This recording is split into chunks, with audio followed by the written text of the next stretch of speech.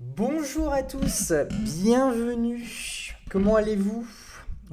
C'est l'émission pilote de Rust apprend, Manu apprend le Rust, pardon. Et je suis en compagnie justement de Manu. Si tu veux bien te présenter, et moi je me présenterai juste après.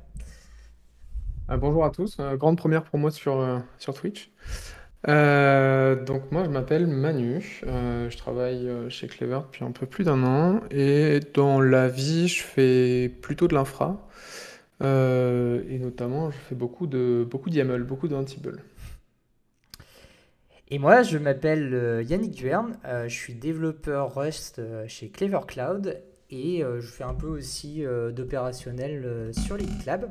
Mais aujourd'hui, ce qui va nous intéresser, c'est mes connaissances sur Rust. Donc pour vous donner un peu la genèse de tout ça, j'ai expliqué comment faire du Rust à un de mes collègues, mais je l'avais fait d'une manière un peu extrême. C'était une session de 10 heures de Rust et la personne après a été capable de faire un projet complet en Rust presque en autonomie. Mais étant donné que la personne qui est avec moi, Manu, n'a pas fait de langage typé dans sa vie, on va faire les choses de manière un petit peu plus progressive. Et du coup, l'idée de cette série de vidéos, ça va être d'apprendre progressivement le Rust en passant de concept en concept et en expliquant les différentes choses et surtout de poser des questions. Donc que ça soit dans le chat ou que ça soit toi, Manu. Donc la première chose que l'on va faire, qui est la chose essentielle, c'est que on va installer Rust sur notre ordinateur. Donc là, je vais donner deux crises cardiaques aux ops. La première, c'est que je suis sur Windows. Du coup, moi, je vais utiliser WSL pour mimer ce qui se passe sur un Linux. Et la deuxième chose, c'est que la manière canonique d'installer du Rust, en fait, c'est de faire un curl qui va aller télécharger un script, et ce script, on l'exécute tout de suite. Donc, si vous êtes un petit peu à cheval sur les règles de sécurité, vous pouvez aller visualiser ce qui se passe dans le script Rust avant de le lancer. C'est préférable. Et vous avez aussi un SHA-1 qui permet d'avoir le checksum du fichier pour vérifier s'il n'a pas été vérolé. Donc voilà. Lorsqu'on l'exécute ce script, non, non, bonjour à toi, Chevy. Non, non, je déconseille pas de l'installer, c'est juste que c'est plus visuel pour expliquer certaines choses. Donc là, je l'installe dans le WSL parce que ça permet d'avoir plus d'informations. Et bonjour Rodolphe, bienvenue. Donc là, le système va nous demander plusieurs choses. Il va nous demander de customiser l'installation. Nous, on s'en fout parce qu'on a une machine qui est complètement vierge. Et j'avais déjà installé le truc. Ah merde. J'avais déjà installé le truc, donc c'est pas grave. Et du coup, lorsque vous installez Rust, en fait, il va venir avec tout un tas d'outils. Donc le premier outil qui vient, ça va être RustC. Donc RustC, c'est le compilateur de Rust. Donc là, je suis sur un channel nightly parce qu'on va faire certaines choses un autre jour. Et vous allez avoir un outil qui s'appelle Cargo. Donc Cargo, ça va être le couteau suisse en fait de Rust qui va nous permettre de pouvoir créer des nouveaux projets, lancer les projets, faire du lint, faire plein de choses. On va avoir un autre outil qui va s'appeler RustFNT, qui va être le linter de notre système. Cargo de nuit, exactement. Et on va avoir un autre outil qui va s'appeler Cargo Clippy. Clippy, en fait, ça va être, comment dire, C'est du pair programming, mais tout seul. C'est un outil qui va donner tout un tas d'informations sur comment est-ce que l'on écrit proprement du Rust. Donc si on a des choses qui peuvent être mieux écrites, Cargo Clippy va venir nous aider à mieux écrire du code. Donc maintenant qu'on a installé les outils, on va passer sur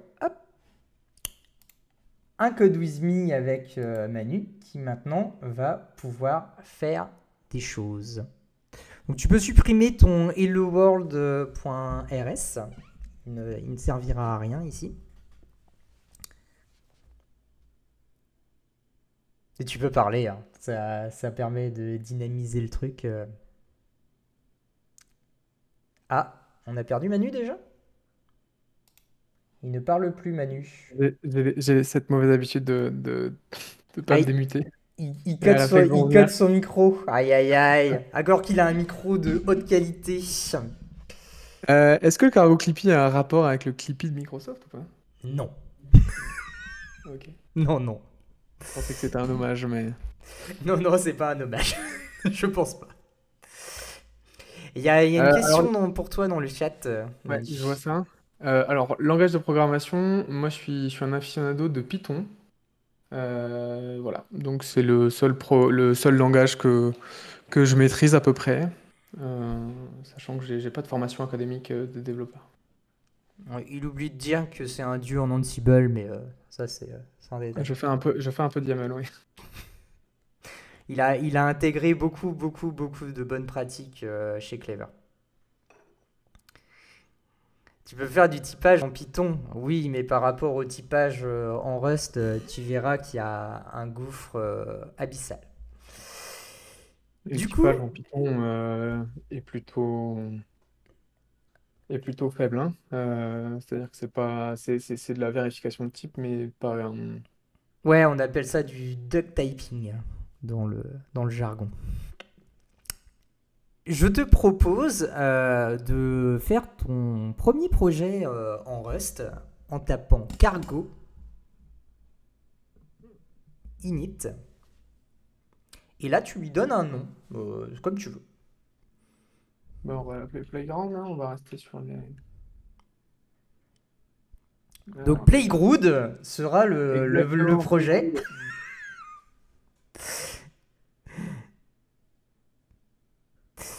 Playground, ok. Donc là, quand on ouvre le projet, est-ce qu'on a moyen de zoomer un peu? C'est assez grand pour vous là? Ou il faut zoomer plus?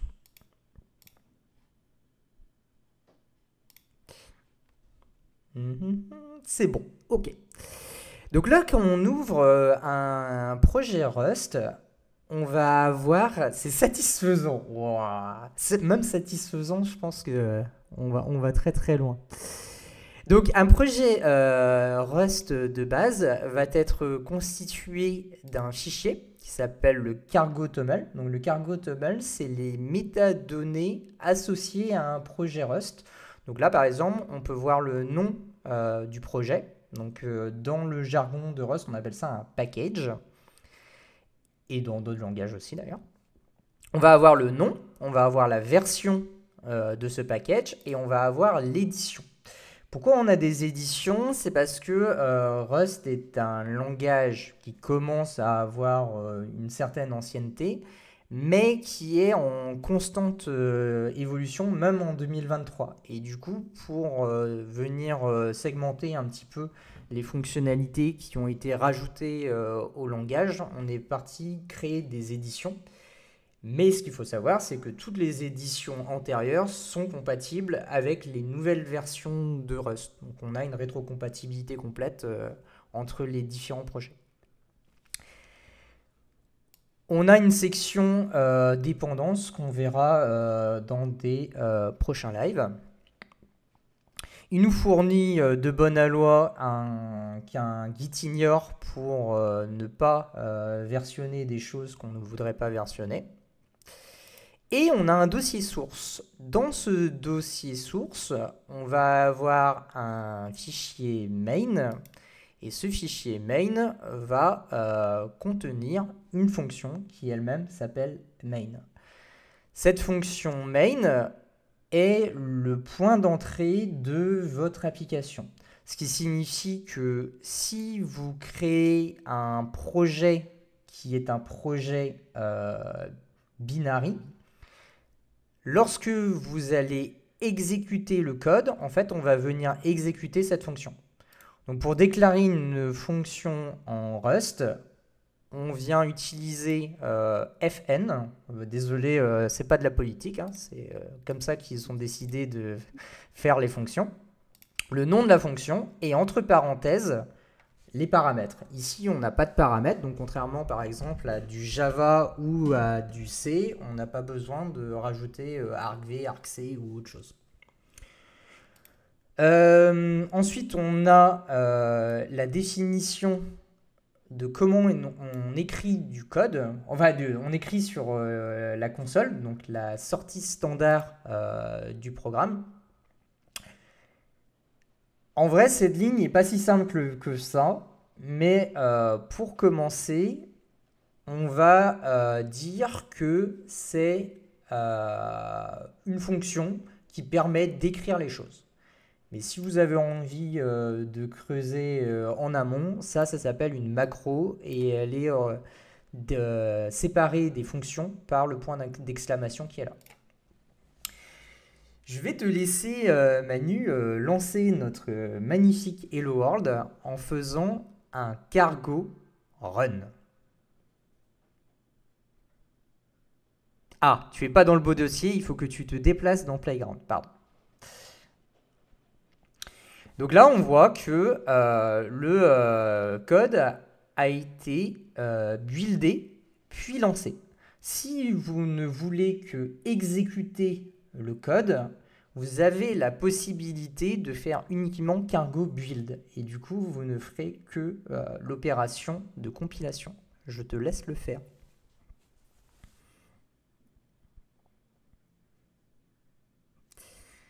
Donc là, il vient uniquement builder le projet. Et je ne sais pas si vous avez remarqué, mais là, il y a écrit unoptimized debug info. Ce qui signifie qu'en fait, lorsque vous allez compiler du code en Rust, vous avez deux modes. Vous avez un mode qui va vous permettre de débugger votre projet et vous avez un mode de production. Pour créer un exécutable de production, donc ça veut dire qu'il sera plus léger et surtout plus rapide, il faut faire cargo build -release. Est-ce qu'il existe un REPL en Rust? Je ne crois pas, non. Parce que en fait, le code étant compilé, tu as des expérimentations avec un système qui s'appelle Miri, mais qui n'est pas totalement stable. Et bonjour à toi Tidressic, bienvenue. Et donc là, lorsque on lance avec le cargo build -release, on voit qu'on a un optimized. Et en fait, toutes ces informations-là, vous allez les trouver dans le dossier target qui a été caché, enfin qui n'est pas commité par le Gitignore. Et donc, vous avez deux cibles. Vous avez une cible debug et une cible release. Et donc, ça veut dire que lorsque vous êtes en train de compiler les choses, en fait, vous êtes en train de compiler deux exécutables différents. Et l'exécutable, vous allez le trouver ici. Et donc, si vous avez envie de lancer en mode de production votre projet, vous pouvez faire cargo run -release.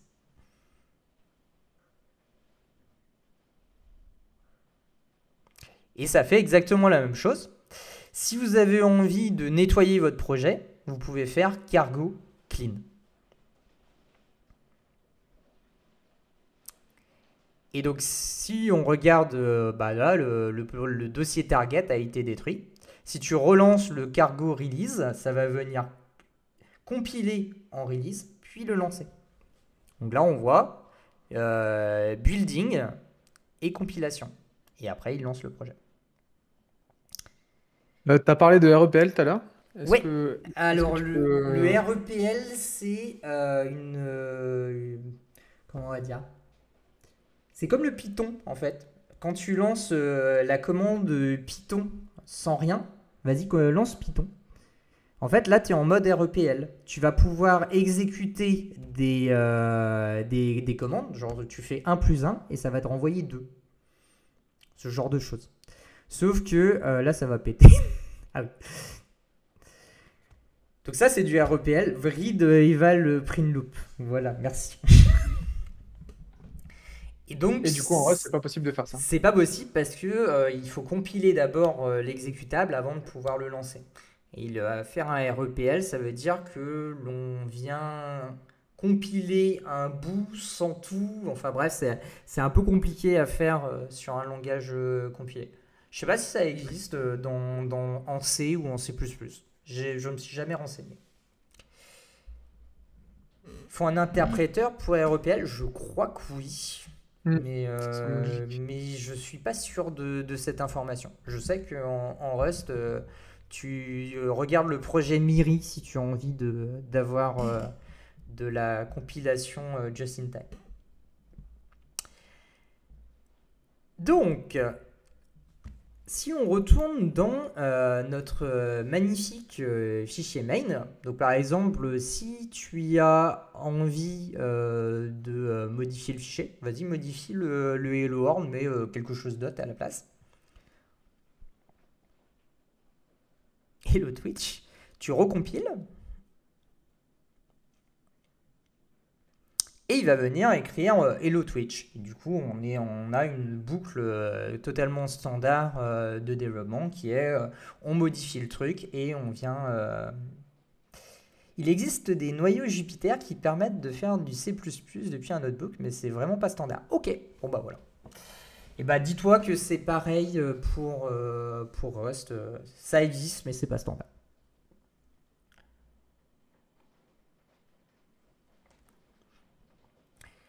Du coup, maintenant qu'on est capable de compiler du code, on va pouvoir commencer à apprendre à faire du Rust. Donc, tu m'arrêtes si je me trompe, Manu, mais t'as presque jamais fait de langage typé professionnellement dans ta vie. Non, j'en ai même jamais fait. Du tout. Ah, mais tu peux répondre, hein, ça met de l'animation en réponse. Donc, lorsque tu veux créer une variable en Rust, tu vas utiliser un mot-clé qui s'appelle let. Donc let, si on traduit de l'anglais vers le français, ça veut dire soit. Et donc si on veut définir une variable a, par exemple, on fait let a égale, donc c'est l'affectation de la variable, et par exemple on lui donne une valeur. Là, on vient de créer une variable qui s'appelle A et qui a une valeur 42. Ok. Ça va, Jusque-là, ça me ça choque. va jusque-là. Si on veut créer un booléen, donc je vais l'appeler B par exemple, on peut utiliser true ou on peut utiliser false. Jusque-là, ça va aussi. Ça va, je suis pas paumé. Sauf que on est dans un langage qui est fortement typé. Ce qui signifie que on va pas pouvoir faire n'importe quoi avec ce que l'on manipule. Si par exemple, on fait let C égale A plus B, on va avoir un problème. Problème que l'on n'aurait pas dans un autre langage comme le JavaScript qui accepterait de le faire. Est-ce que tu pourrais compiler, s'il te plaît? Et là, on a notre première rencontre avec le compilateur Rust. Le compilateur Rust est un outil qui a été fait pour être le plus expressif dans sa manière de présenter l'erreur aux développeurs. Le but du compilateur est de pointer les erreurs de la manière la plus précise pour que le développeur ne se dise pas « Oh là là, qu'est-ce qui est en train de se passer ?» Ici, par exemple, le compilateur nous dit qu'il n'y a pas d'implémentation entre un integer, donc un nombre entier, et un booléen. Et après, il va nous dire moi je sais le faire, mais avec tout un tas d'autres trucs. Alors, question. Oui. Pourquoi integer est entre brackets, entre accolades, pardon, Oui. et pas booléen? Parce que integer n'est pas un vrai type, c'est une collection de types. Ok. Parce que en Rust, en fait, lorsque tu ne définis pas le type que tu es en train de manipuler, il va te filer un type par défaut. Donc là, par exemple, quand tu es en train de définir A égale 42, en fait, ce qu'il écrit, c'est ça. Puisque tu peux venir définir le type de ce que tu es en train de manipuler. Et pour ça, en fait, tu viens le séparer avec un 2 points, puis son type. On va voir tout à l'heure les différents types numériques. Mais vas-y, lance le compilateur. Normalement, il devrait être un peu plus précis dans sa manière de définir le truc. Voilà. Ok. Et donc là, maintenant, il n'est plus en train de deviner ce que c'est le type, mais il le sait, puisqu'on lui a dit c'est un i32, tu es en train d'essayer de rajouter un bool, ça va pas le faire. De la même manière, si on vient définir un A1 et que ce A1, on dit que c'est un U8, tu verras tout à l'heure à quoi ça correspond. Si on fait A plus A1, les deux sont des nombres. Vas-y, je te laisse faire. Les deux sont des nombres, mais en fait, ce n'est pas les mêmes nombres. Ils n'ont pas le même type.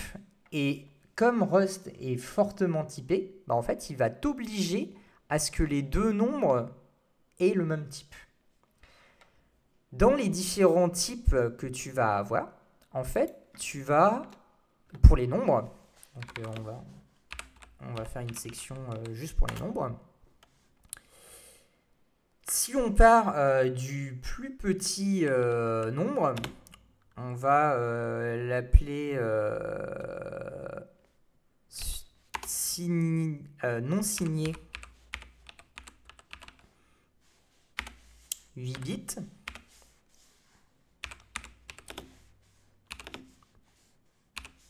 Tac. Merde. 8. En fait, ça, c'est des nombres qui peuvent aller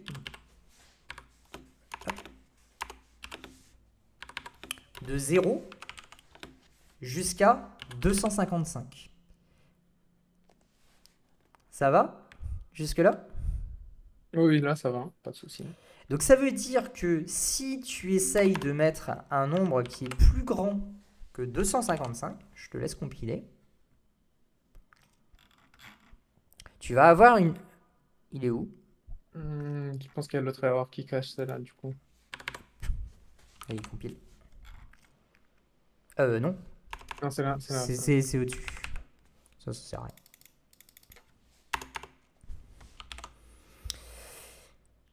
Vas-y.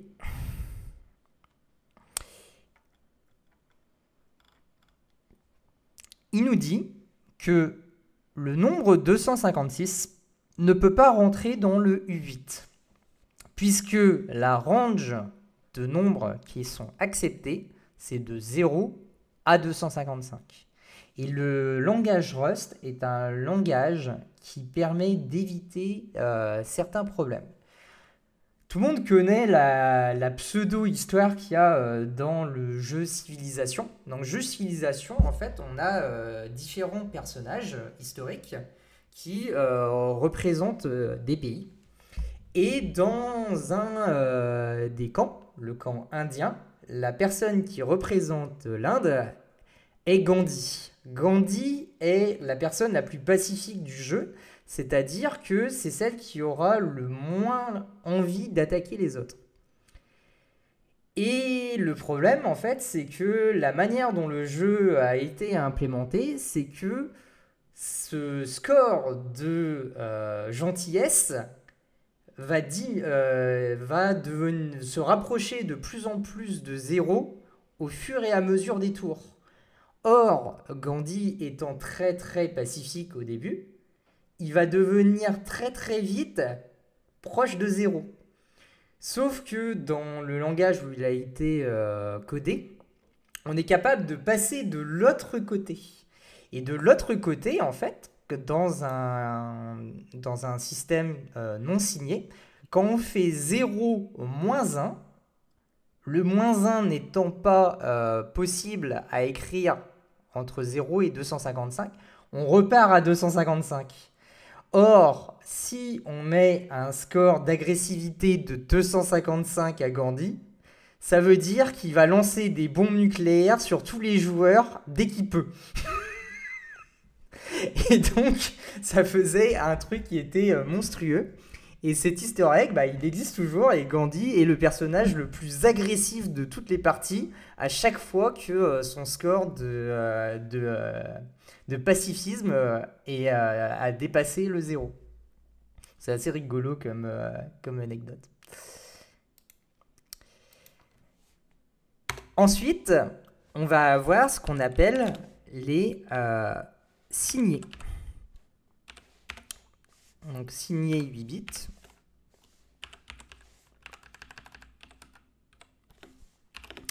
Pour dire qu'il est signé, on rajoute un i au lieu d'un u. Parce qu'en fait, u ça veut dire unsigned et i ça veut dire integer. Et donc on a un integer 8 bits et un unsigned 8 bits. Celui-là, il va pouvoir contenir des nombres qui vont être... on va avoir un problème autrement. Hop. Qui vont être des nombres qui vont s'étaler de moins 128 à 127. Parce qu'on a le 0 en fait qui doit se caler dans les positifs. Et donc si on essaye de lui mettre un nombre qui est inférieur ou supérieur, donc par exemple on met moins 145, je te laisse faire. Il y a un point virgule qui manque. Vas-y. On va avoir le même problème. On va avoir un nombre qui va devoir être compris entre moins 128 et 127. Mais le problème, c'est que ce moins 145, il est complètement en dehors de cette range. Et donc, Rust interdit de créer des nombres qui sont trop négatifs. Entre un jeu vidéo qui rend Gandhi agressif et une fusée qui explose en plein air, il faut choisir. Oui, Donc- il y avait aussi le cas de, je pensais ça, de Ariane 5, Ouais. qui est assez connu. Ouais. Et du coup, c'est intéressant de voir que le compilateur nous donne directement le range. Enfin, il est assez explicite, quoi. Et pire que ça, il te dit tu es un mauvais programmeur, mais je peux t'aider. Oui, c'est vrai. Si tu utilisais i16, t'aurais pas le problème. Vas-y, je te laisse utiliser i16. Tu crées une nouvelle variable signée 16 bits et tu le mets dedans.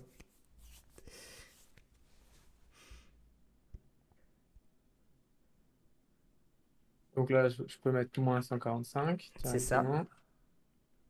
Ok, et du coup, je vais commenter ici pour éviter qu'on ait l'erreur. Ok, Et là, il est d'accord. Et ça, ce système de type, en fait, on va avoir la même chose pour chacune des ranges de bits. Donc, les bits. Est-ce qu'il y a des gens qui ne savent pas ce que sont les bits en informatique? Parce que J'ai pas sondé le public sur le niveau. D'habitude, je le fais, mais là, j'ai un peu oublié.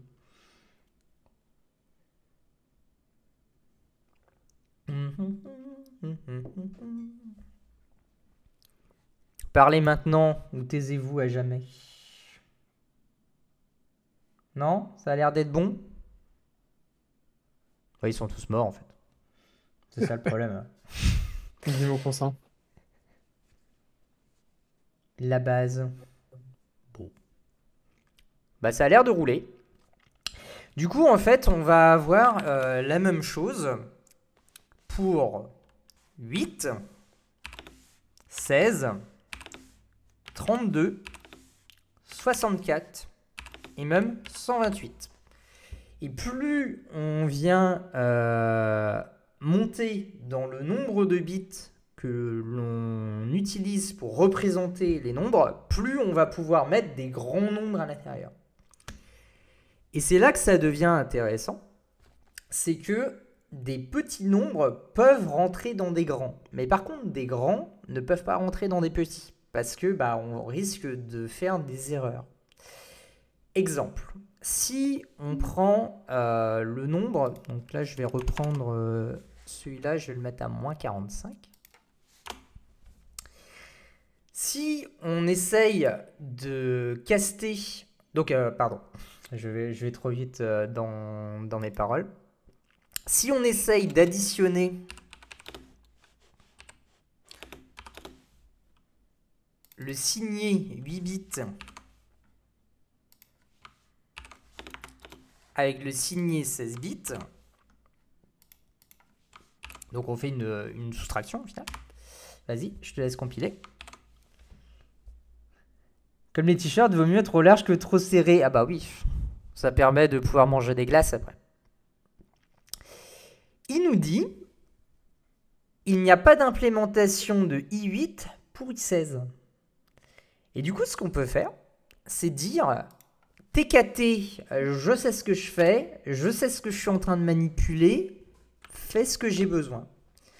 En utilisant un opérateur qui s'appelle un opérateur de cast, qui va venir dire au compilateur explicitement ce que tu es en train de manipuler en ce moment, donc le signé 8 bits, en fait c'est un signé 16 bits.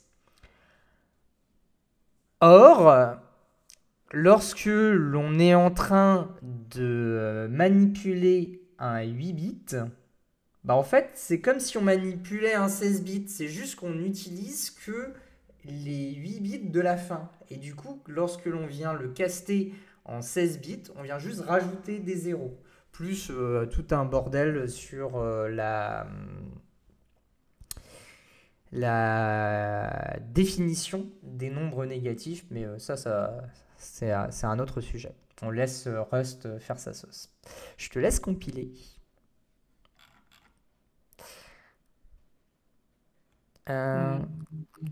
Je te laisse sauvegarder le fichier.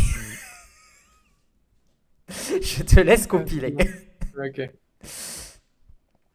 Et là, on va afficher le résultat parce qu'autrement, on verra rien. Donc, la fonction hello world, la fonction println dont je vous parlais tout à l'heure, peut prendre un template qui est utilisé, qui est entre accolades, qui va venir capturer la valeur qui est là et l'afficher s'il a une représentation qui est affichable. Comme en Python, ouais. Il faut que tu sauvegardes, sinon ça ne marche pas.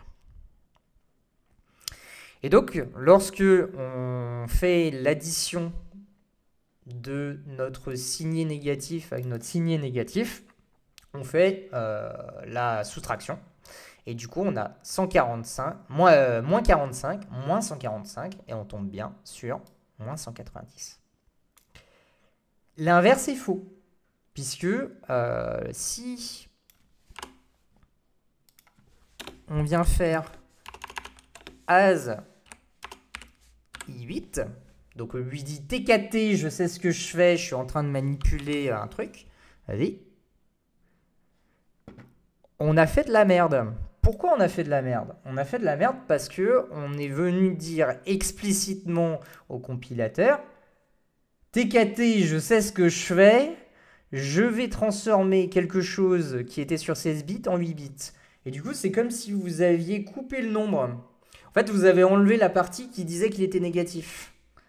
Et bah, du coup, bah, il a fait quelque chose. Mais c'est plus réellement ce que vous vouliez qu'il fasse. Et donc, il faut faire attention quand on est en train de manipuler les types et qu'on est en train de explicitement lui dire TKT, je sais ce que je fais. Parce que dès que vous lui dites TKT, je sais ce que je fais, lui, il va dire ah bah d'accord. Il a dit qu'il savait ce qu'il avait envie de faire. Je le laisse faire. Donc, il faut faire attention. Rust est intelligent, mais si vous le débrayez, vous le débrayez. Donc, il y a une certaine prudence à avoir. Ce qui est intéressant, par contre, c'est que Rust va pouvoir vous protéger. Il y a une syntaxe pour que ça plante, je ne crois pas. Ça existe ça? J'ai jamais testé. On va tester en direct. Ça existe ça? Vas-y, tente. Non, ça n'existe pas. Ah si. Non, non, ça n'existe pas. C'est du C#. Try from. Ouais, mais attends. Attends, je trouve, on va aller très très progressivement, hein. Là, on découvre les nombres signés.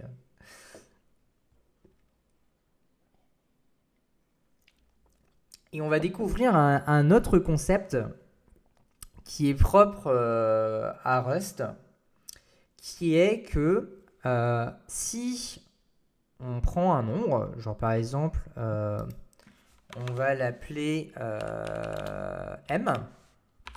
Ce M, on va dire qu'il vaut moins 128. Et on va dire que c'est un... Hop. Donc lui, il est au taquet de la range qu'on lui a donnée. T'es d'accord, Manu? Ouais. Si on fait M moins 1, vas-y, il va nous dire que ce qu'on est en train de faire ne va pas pouvoir marcher parce que lorsque l'on va faire la soustraction entre notre nombre M et moins 1, on va venir sortir de la représentation de notre nombre signé sur 8 bits. Et du coup, pour éviter que le développeur se tire une balle dans la tête comme Gandhi passait de 0 à 255, on va venir lui interdire de le faire. Si par exemple on refait la même opération mais avec un U8, vas-y, il va nous dire pareil. Il va nous dire, si tu fais 0 moins 1, alors tu vas sortir de la zone de représentation. Et donc, au lieu d'afficher 255, salut David, au lieu d'afficher le 255 que Gandhi aurait eu, en fait, le programme ne compilera pas du tout. Et du coup, on peut se protéger de toute une collection d'erreurs qui, en temps normal, passerait comme une lettre à la poste. Est-ce que vous avez des questions pour le moment? Donc là, ça veut dire que le compilateur, si je comprends bien, il va pouvoir résoudre le fait que effectivement notre M qui est égal à 0, si on fait moins 1, du coup, ça pose un problème, donc il pète une erreur au moment de la compilation. C'est ça. Ça signifie que ton code n'ira jamais en prod. Et donc ne pètera pas en prod. Et donc Gandhi ne balancera pas des bombes nucléaires. Ça serait pareil avec une boucle, par exemple?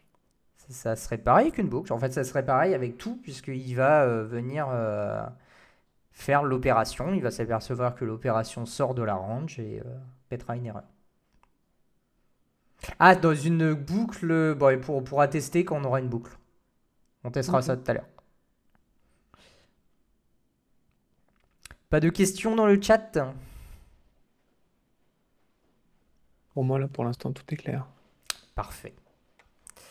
Donc ça, c'est les nombres. Hop.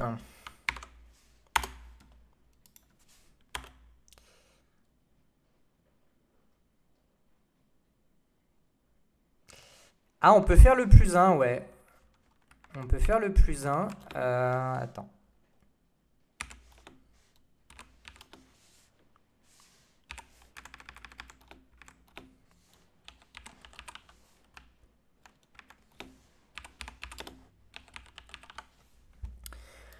Si on fait plus 1, on va faire m est égal à 255.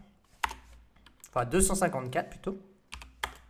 Et du coup, on va faire let t égale m plus 1. Et let t2 égale t plus 1. Vas-y.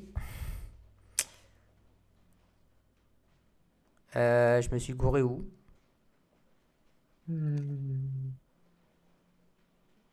Je me suis couré où?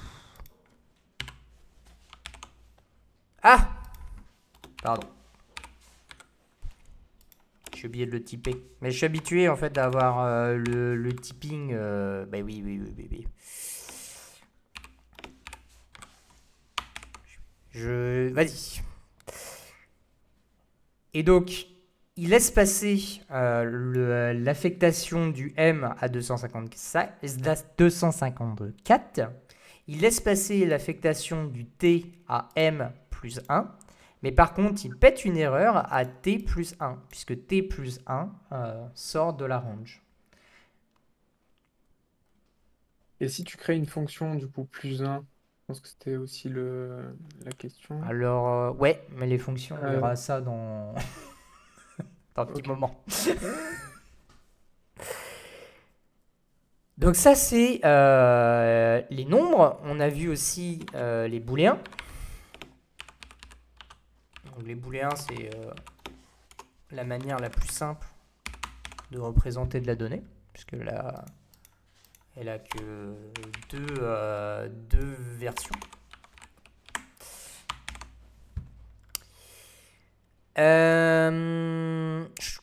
Ça, je peux commenter.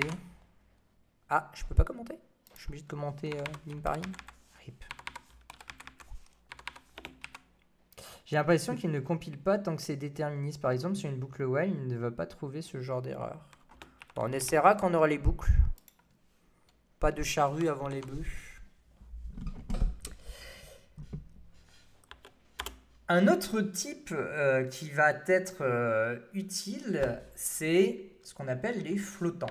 Donc les flottants, c'est les nombres à virgule, donc les décimaux. Et les décimaux sont signés par construction. En fait, on n'a pas de flottant non signé. Par contre, on va avoir deux représentations. On va avoir une représentation qui s'appelle les floats, donc les flottants normaux, qui vont être typés avec F32. Donc F, c'est pour dire que c'est un flottant, et 32, c'est pour dire qu'il est défini sur 32 bits. Donc par exemple, pour définir un flottant, on peut écrire moins 12,5 et après on peut rajouter de la précision sur la valeur. Le deuxième type de flottant qui existe, ah oui, bah, il ne va pas aimer lui. Le deuxième type de flottant qui existe, c'est ce qu'on appelle les doubles. Pourquoi on appelle ça des doubles? Bah en fait, c'est juste parce que la précision est double. Donc ça veut dire que lorsque l'on va venir stocker le nombre, en fait, on va pouvoir rajouter bien plus de décimales sans que ça pète une erreur. Et comme David dit, c'est utile mais dangereux. Il y a plein d'opérations qui semblent anodines sur des nombres, mais en fait qui sont ultra méga chiants. Genre par exemple faire une soustraction de deux nombres décimaux, il se peut que vous perdiez en fait de la précision au fur et à mesure que vous allez faire votre soustraction ou votre addition. C'est typiquement ce qui se passe lorsque on fait du JavaScript. Si on fait 0,2 plus 0,1, on a un truc bizarre qui se rajoute, c'est 0,3, 0,0000004. Mais 0,2 plus 0,1, ça a jamais fait 4 à la fin. Bah ça, c'est parce que en fait, la manière dont le nombre à virgule est représenté en mémoire ne permet pas de stocker proprement le 0,2 et le 0,1. Et donc, quand vous venez faire une addition des deux, bah en fait, vous venez propager une erreur. Et si ce truc-là, on le réitère plein de fois, bah en fait, une fois sur 1000, il va peut-être rajouter de l'erreur. Bon, là, il ne rajoute pas de l'erreur, mais il aurait pu très bien accumuler de l'erreur. C'est vraiment à la discrétion du langage de savoir ou non bien faire les choses. Si on veut afficher notre nombre, bah, il suffit juste de le printer. Allez. Et là, on voit que il est venu couper le truc parce que la représentation de ce nombre décimal, potentiellement, bah, il considère qu'il n'avait pas envie de l'afficher entièrement. Et bonsoir Antonio pour toi. Nous, c'est encore la journée. J'espère que tu vas bien. C'est la journée, mais une journée bretonne pour moi, donc gris, la pluie, le vent, presque la grêle. C'est un peu dépressif. Du coup, t'as pas besoin quand tu représentes ton float dans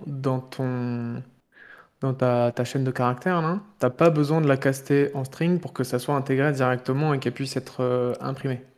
Ouais, parce qu'on verra ça dans les prochains streams, mais en fait, il y a des mécanismes dans le langage Rust qui permettent de représenter sous forme de chaîne de caractères différents types. Ok, et ça, t'as pas besoin de le faire explicitement. Et tu parlais tout à l'heure de JavaScript, du fait que la représentation des floats en JavaScript fait que tu perds beaucoup de précision et que c'est pas très conseillé. Pas que le JavaScript, hein, le Rust aura le même problème parce qu'en fait, ils utilisent tous un standard de représentation qui perd de l'information. C'était ma question, du coup. Ok. Si Donc, ça tu, veut dire qu'en Rust, faire des opérations sur des floats est c'est aussi peu recommandé que dans les autres langages, en fait. exactement. Si tu fais de la trigonométrie, par exemple, il ne faut pas utiliser les flottants parce que tu perdras de la précision au fur et à mesure que tu seras en train de manipuler tes flottants. Ok. Parce qu'ils sont mal stockés, en fait. Ils sont stockés avec une précision. C'est pour ça qu'on appelle ça un flottant et un double, parce qu'on a une double précision. Mais la double précision n'est peut-être pas n'est peut-être pas celle qui est suffisante pour représenter le nombre que tu es en train de manipuler. Je vois. 5 minutes left. Donc ça fait presque une heure qu'on est en stream. On est arrivé au flottant. On y croit. Je te laisserai refaire une session. Ouais. Et lorsque vous êtes en train de manipuler des flottants, on a le même mécanisme qui consiste à dire que un F32 et un F64, c'est pas la même chose. Et donc additionner un F32 et un F64, c'est interdit par le compilateur. Je te laisse faire l'addition ou la soustraction, on m'en fout en fait.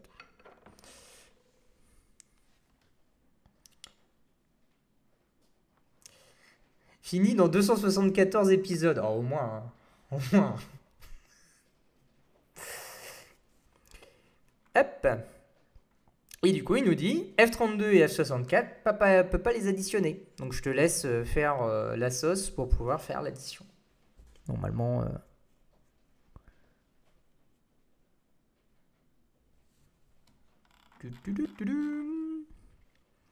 Et je te laisse l'afficher dans le print.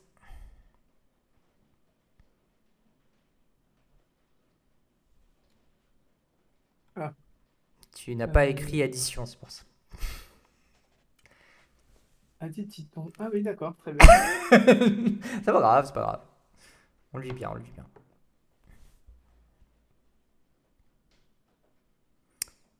Donc voilà.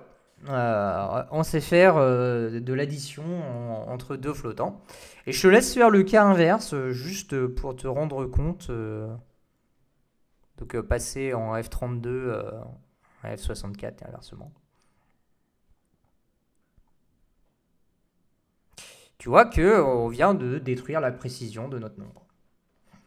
Puisqu'on est venu tailler dans l'art en fait. Et en taillant dans l'art, on a perdu une partie de la précision.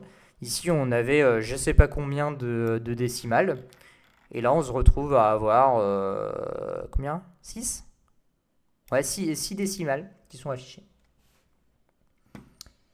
C'est un stream par semaine tous les mercredis. Alors, on n'a pas encore décidé du format réel.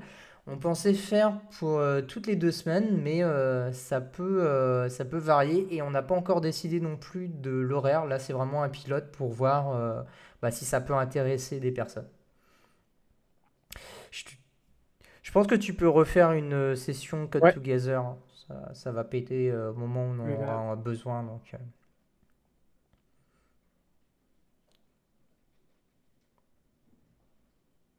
Tu conseilles quoi comme ressources pour bien débuter sur Rust? Il y a plein de ressources qui sont vraiment très sympas. Moi, j'aime beaucoup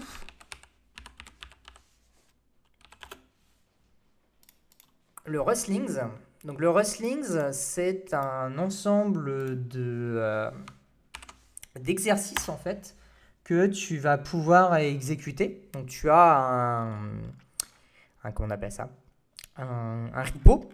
Et dans ce repo, que tu vas pouvoir soit cloner, soit utiliser un IDE dans le cloud. Donc Gitpod est directement intégré à GitHub, ce qui le rend pratique. Il va te donner une série d'exercices. Donc là, par exemple, il n'y a pas les nombres quelque part? Primitive. Il va te donner une série d'exercices et il va te demander, là, essaye de résoudre le problème. Et une fois que tu as résolu le problème, tu décommandes IDON ou je ne sais plus quoi. Et ça va venir exécuter un truc en arrière-plan qui va te dire si oui ou non tu as raison. Et si tu as raison, il te fait passer à l'exercice suivant. Si tu préfères un truc qui est un petit peu plus joli, tu as un site qui s'appelle Exercism, qui va être un espèce de cours accéléré où tu vas avoir des embranchements avec de la gamification qui va te permettre de pouvoir progresser sur le langage assez vite. J'ai fait quelques petits exercices et ils étaient très sympas. Ensuite, on va avoir des bouquins.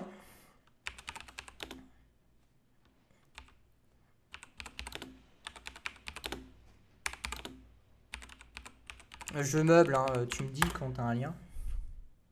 J'ai le lien, tu l'as dans Discord. Il fallait le dire. Tu as des bouquins qui vont être axés sur j'ai envie de faire du Rust, mais j'ai envie de faire du Rust qui est efficace, quoi. Tu vas pas essayer de comprendre réellement comment marche le langage. Tu as juste envie que ton application fonctionne, qu'elle soit propre, qu'elle respecte les standards de sécurité, et ainsi de suite. Et ensuite, là c'est l'autopub, mais bon, c'est l'occasion. Il y a mon blog technique où j'ai fait toute une série d'articles sur Rust agrémentés de liens, de dessins, pardon, qui expliquent les entrailles du langage. Mais vraiment les entrailles. On descend très très bas dans tout le fonctionnement de Rust. Donc par exemple, bon, il y a plein d'articles qui sont pas finis.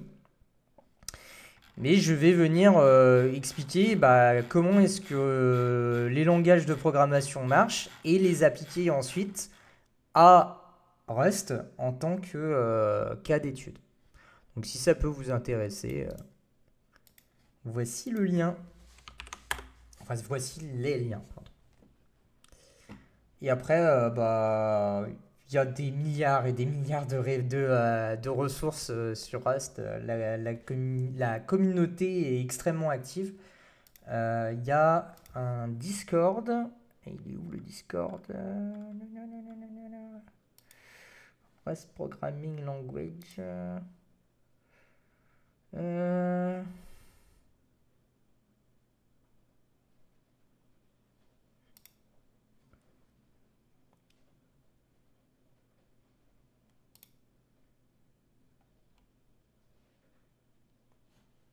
Je crois que c'est ça le lien.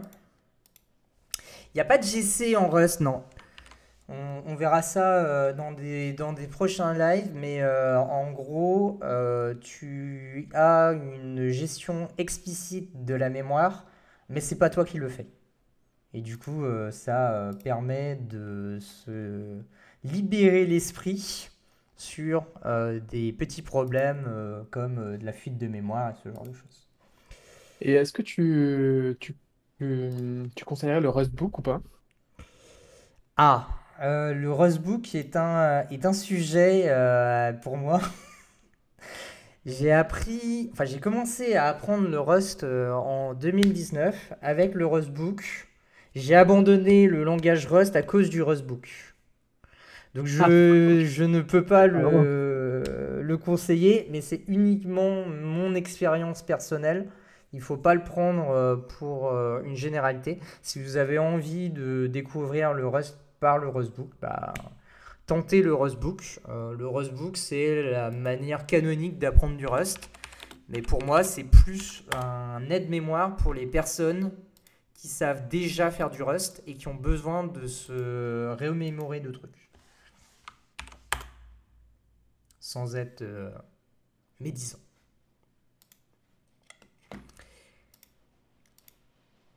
C'est bon? Ok. Je Donc là, suis... pour l'instant, on a vu quoi? On a vu les booléens, on a vu le fait qu'il y avait plusieurs types de représentation pour des chiffres, donc des signés, des non signés, avec plusieurs tailles aussi pour stocker ces chiffres-là. Donc plus on a des chiffres gros et plus on a besoin d'avoir des types qui nous permettent de stocker des grands chiffres, C'est tout ça. simplement. On peut caster certains types, mais il faut faire attention en le faisant parce qu'on peut soit perdre en précision, c'est le cas notamment dans les floats, soit on peut carrément avoir des résultats qui sont faux. Typiquement, quand on passe d'un signé à un non signé, on peut perdre toute la partie négative du chiffre et du coup se retrouver avec un résultat qui est complètement faux. Oui. Et je crois que c'est à peu près, on en est là pour l'instant, si je résume. Il y a d'autres questions dans le chat avant qu'on entame la deuxième heure et la dernière heure. Hein, on ne fait pas un stream de 8 heures. Sinon, je retrouverai Manu en état de Ouais. mort cérébrale sur sa chaise. Disons que sur les deux, il y en a un qui est humain. Je voulais trouver lequel. Maintenant qu'on a vu les flottants, on peut s'attaquer à un truc qu'on est en train de manipuler depuis tout à l'heure, mais qu'on n'a pas encore défini, qui sont les chaînes de caractères. Les chaînes de caractères en Rust, c'est tout un délire, mais on ne va absolument pas expliquer ça aujourd'hui. On va utiliser les chaînes de caractères, mais pour l'instant, ça sera de la black magic et on verra plus tard. Donc les chaînes de caractères.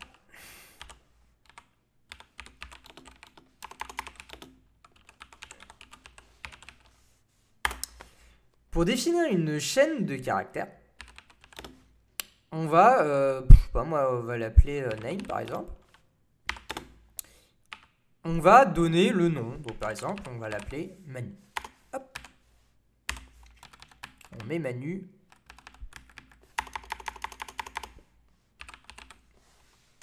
Tac.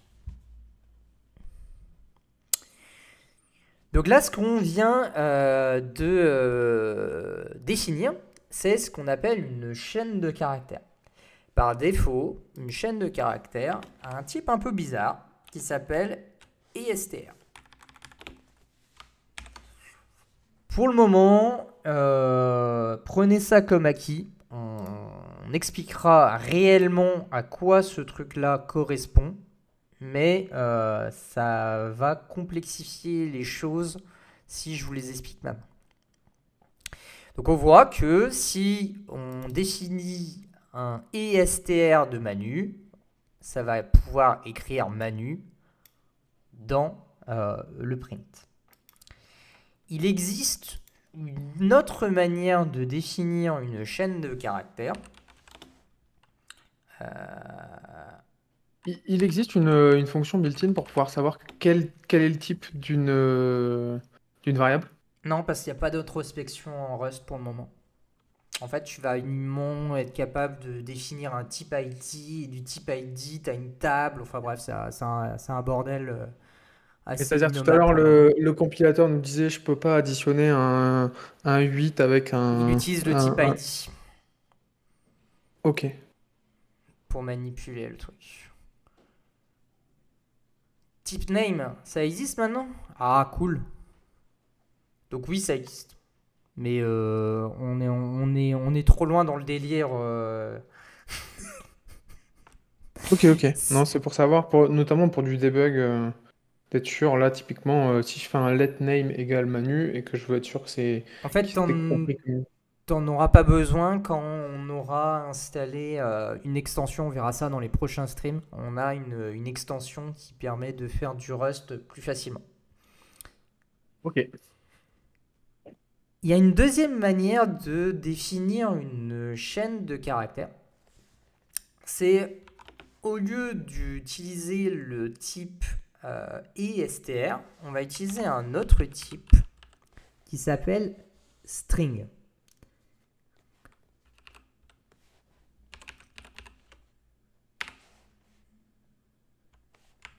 Bon, ça vaudra rien dire, mais c'est pas grave.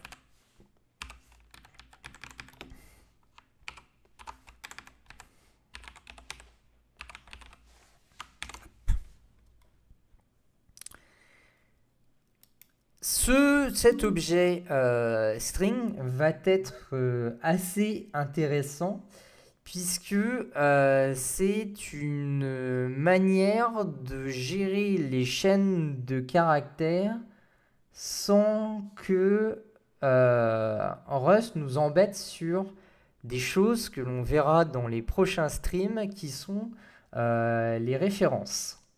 Et pour l'instant, mettez ça dans un coin de votre tête. Dites-vous que ce truc-là, il va nous permettre de pouvoir faire des choses simplement sans que Rust ne soit trop à cheval sur ce qu'on est en train de manipuler. Donc ça, c'est les chaînes de caractères. Et maintenant qu'on a des nombres, des chaînes de caractères et des booléens, donc des vrais false, on va pouvoir utiliser ces choses pour faire d'autres opérations. Donc l'opération que l'on va faire, c'est la mutabilité. Est-ce que tu as déjà entendu parler de la mutabilité, Manu? Avec des infras immutables. Explique-nous ce que c'est une infra immutable. Un plus général sur la partie immutabilité de l'infra, c'est le fait de ne pas pouvoir modifier. Alors là, dans notre cas, dans le cas de la programmation, j'imagine que c'est des variables. Explique-le dans le cadre de ton boulot de tous les jours avec tes milliers de bécanes.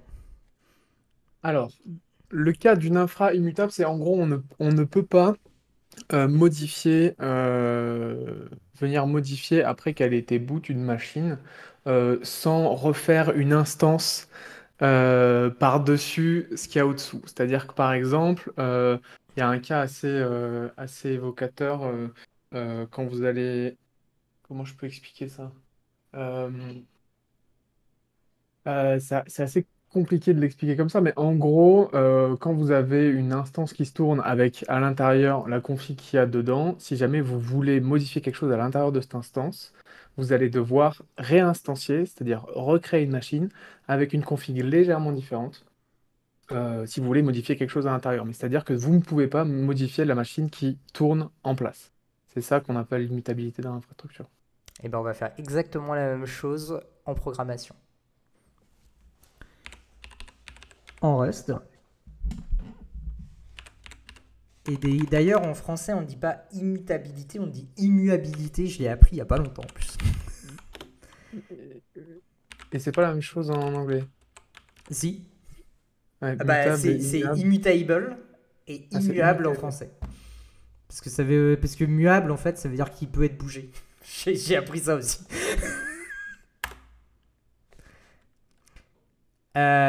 Lorsque on définit une variable en Rust, donc par exemple, on dit A égale 1.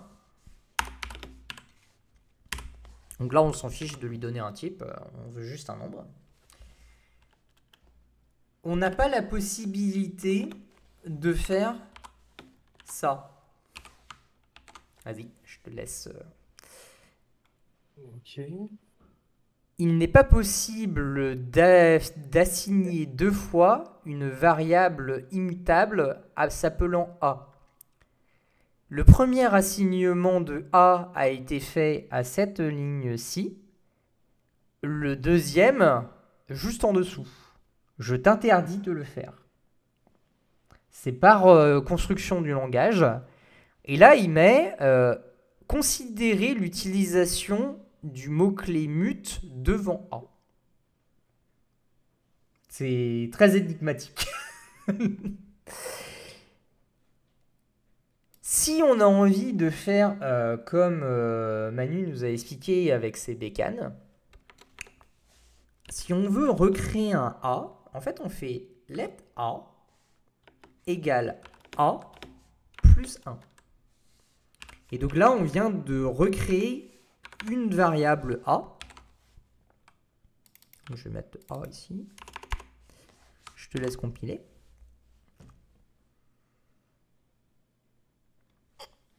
On a bien 2.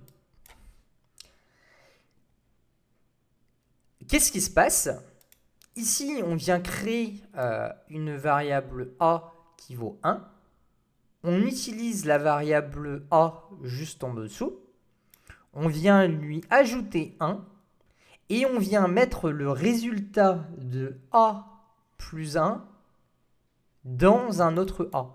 Mais ce A là et ce A-ci, donc celui de la ligne 34 et celui de la ligne 37, ne sont pas les mêmes.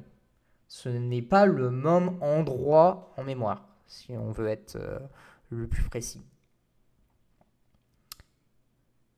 Est-ce que le Ok. A peut avoir déclaré du même type? Pas du tout.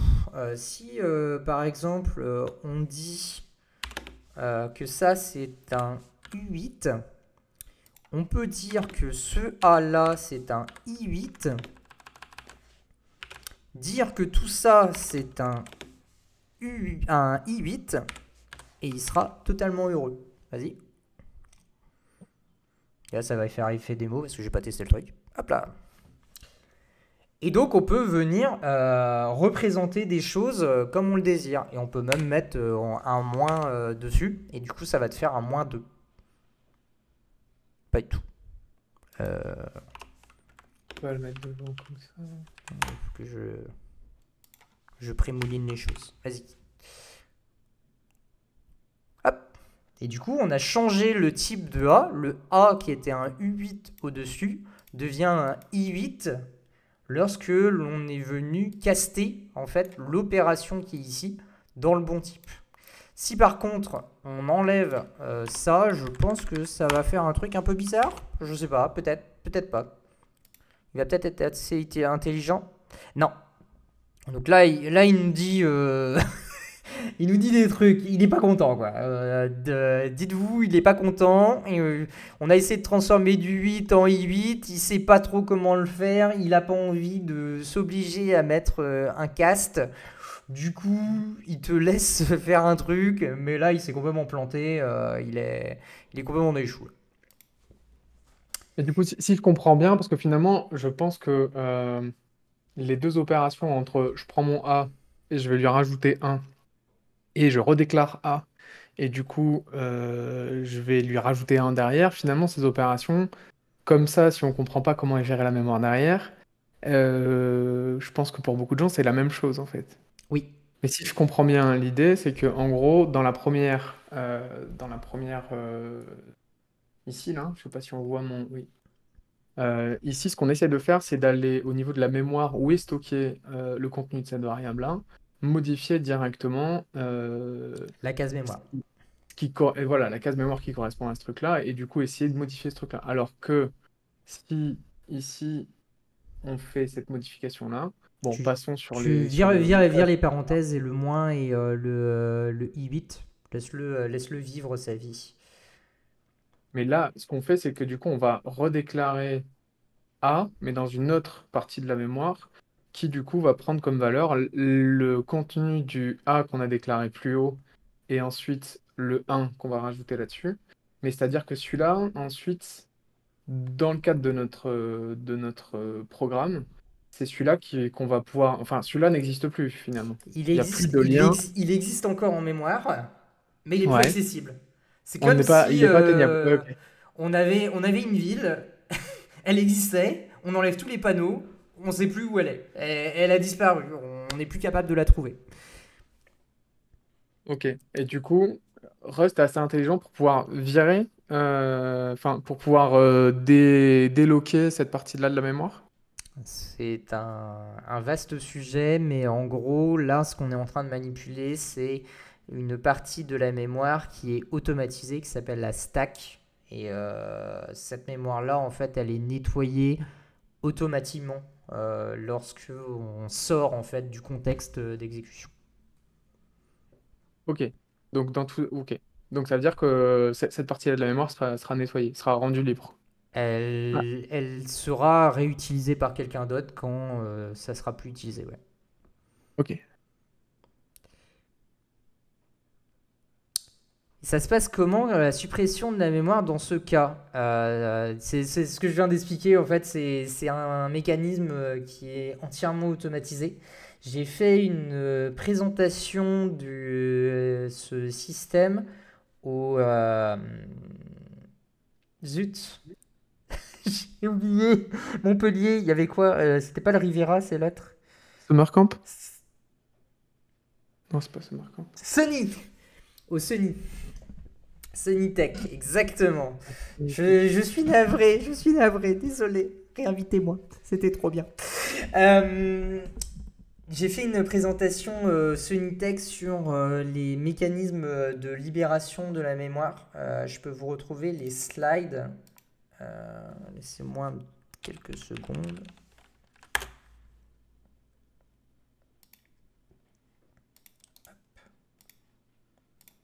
Dans le cadre, du coup, tu expliques quoi? Tu expliques la gestion de la mémoire Ouais, la par Rust. gestion de la mémoire par Rust et sa libération surtout. Et les mécanismes qui sont à l'œuvre pour sa libération. Donc les dessins normalement sont suffisamment explicites pour ne pas avoir besoin de la vidéo, mais si vous avez besoin de la vidéo, vous pouvez aller sur YouTube, taper Sunnytech 2023 et si vous trouvez du Rust, ça sera soit de l'électronique très très bas niveau, soit de la libération de mémoire, donc ça devrait être trouvable. Ok. Donc, euh, hop, je vire mes merdes. Donc ici, ce qu'on vient de faire, en fait, c'est que on vient de prendre une machine 1,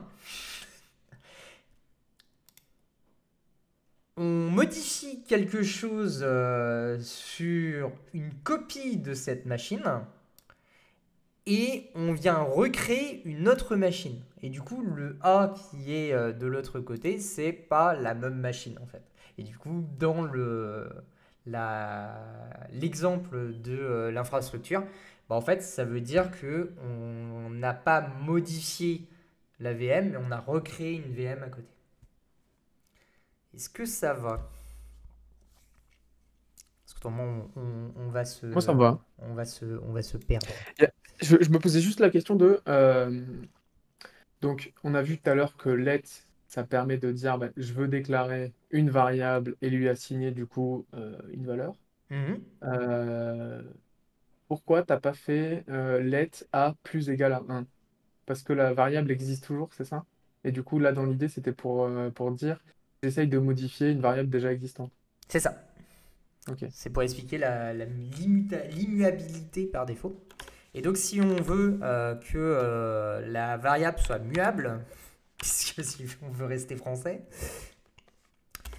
en fait, ce qu'on va faire, c'est que on va dire explicitement, c'est le mot-clé important dans la muabilité en Rust, c'est que on doit explicitement dire avec le mot-clé mute que ce que l'on est en train de manipuler est quelque chose que l'on désire explicitement pouvoir modifier. Ça va être très important dans quelques streams. Pour le moment, ça a l'air d'être juste ouais, mais pourquoi ils nous emmerdent avec ce truc? Mais dans tous les cas, le principe, c'est on définit notre variable. Et si on a envie de la modifier, on va faire b plus 1. Et donc si on affiche b, on a bien 2. Mais on est venu explicitement dire ce b, cette case mémoire, est modifiable. Et si je ne définis pas qu'elle est modifiable, alors elle n'est pas modifiable. Ce qui est très rigolo, c'est que ici, on a notre variable qui est immuable. Mais si ici, je mets letMut de A plus 1 qui était immuable, la variable qui est là étant muable, on va pouvoir faire A plus 42.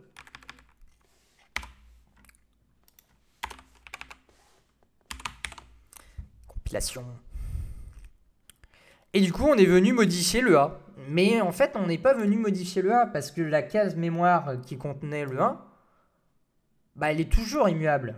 C'est juste qu'on est passé sur une autre case mémoire qui, elle, est muable. Et du coup, ce système de type, c'est de forcer en fait le développeur à ne pas faire de mutabilité. Bon, je vais dire mutabilité, hein, je suis en muabilité. De mutabilité à tort et à travers, et juste avoir certaines parties du code qui est mutable. Et ça va permettre de pouvoir régler un certain nombre de problèmes qu'il peut y avoir dans d'autres langages, typiquement le C, où on n'est pas à l'abri qu'une variable qu'on pense avoir une certaine valeur peut avoir une valeur différente en fonction de si il y a la possibilité que deux personnes puissent modifier la variable en même temps. C'est ça, c'est le principe inverse, par exemple, en JS, je crois. En JS, tu dois définir que ta variable, elle est constante. Et là, elle devient constante. Mais je crois que c'est du duck typing. Tu peux quand même la modifier. Dans mes souvenirs, ça fait pas une erreur de runtime. Dans mes souvenirs, hein.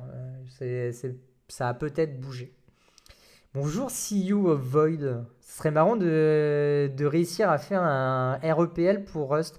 Je pense qu'il y a déjà un fou qui l'a fait, hein. J'ai juste pas creusé l'histoire, mais peut-être pour le prochain stream, je regarderai si c'est putain, si c'est possible.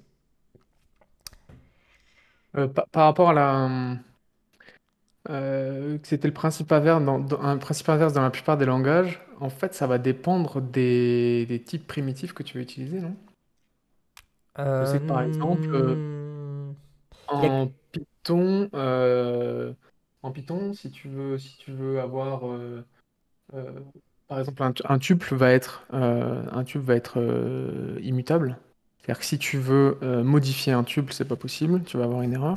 Par contre, tu peux recréer un tuple qui soit modifié à partir de la première instance. Par contre, une liste, une array va pouvoir être modifiable directement sur place. Donc, elle est muable. c'est parce que Pareil pour le dictionnaire. je pense que tu as lu le script. C'est parce que c'est pas un type primitif, c'est un type composite. Et on va voir justement les types composites dès maintenant. Mais merci beaucoup pour la transition, elle est Ah, je fais une juste transition, parfaite. c'est sans le vouloir, hein, vraiment. Ce Faut sera que les je réponde prochaines à une étapes question. Ouais. de mon Prométhée OS. Alors, oui, peut-être un jour, mais le système de REPL, ça sera après, hein, parce que pour l'instant, l'assembleur, je sais pas si je peux en faire quelque chose. Déjà, j'ai pas de console, donc il faudra une console avant de pouvoir faire quelque chose avec mon Prometheus. Bref.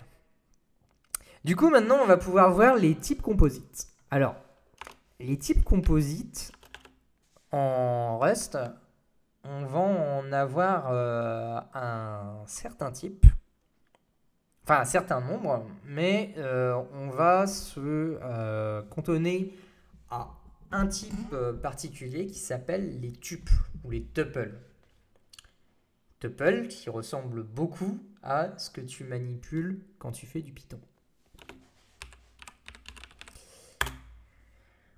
Donc pour définir un tuple, je vais te laisser le définir. Tiens, donne-lui un nom.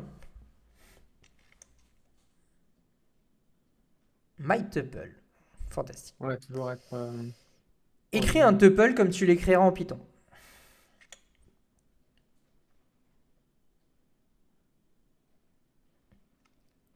Alors, non, on n'a pas vu ce type. Tu Là, je aurais, l'écris comme je l'aurais fait en Python. Alors là, pour le coup, du coup, il y aurait pas de lettres, mais je viens de l'écrire comme je l'aurais écrit Ouais, en Python. mais écris-le comme tu l'écrirais en Python, mais avec les types qu'on a vus juste au-dessus. Un type produit. Non, je sais pas. Type produit, j'ai jamais entendu parler de ça. En Python, Ah, si tu modifies avec un les types qu'on tuple, a il vus te au-dessus. renvoie un nouvel objet et la précédente version est déréférencée comme l'exemple par défaut ici. Modifier un tuple, il te renvoie un nouvel objet, la précédente. Oui, du coup, c'est le principe d'immutabilité. Tu réinstancies un truc, c'est-à-dire que tu peux pas le modifier en place, tu es obligé d'en recréer un, mais tu peux en recréer un à partir d'un tuple existant, par exemple. Comme ici, on avait un let A, on peut dire, bah, je peux redéfinir A ou B à partir du premier existant, mais ça va me recréer une variable qui, du coup, prend une place différente dans la mémoire du PC. Donc, si je veux déclarer un tuple, donc là par exemple, je vais pouvoir utiliser, j'imagine, des variables que je vais avoir au-dessus. C'est ça que tu es en train de me dire, Noah, ou pas du tout? Bah, Ou tu veux... fais un tuple. Fais un tuple de nombres, de chaînes, de caractères, de ce que tu veux. Voilà, parfait. Ok. Bon, par exemple, on a un tuple de deux valeurs. Mets un point virgule parce qu'on n'est pas en Python. On n'est pas chez des animaux. Ok. Et affiche le tuple. Ok. Donc là, du coup, euh,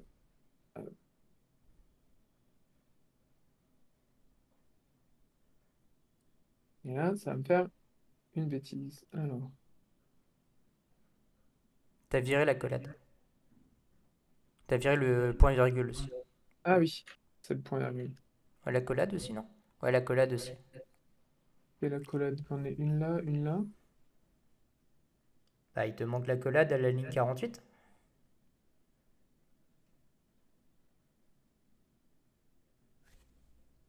Non, je vois pas. Bah, il te manque une accolade. Voilà. Ah oui, d'accord, ok. Ah, qui finit la fonction, pardon. Ok, j'ai trop l'habitude Et de là, faire il te ça. dit quelque chose d'un peu bizarre.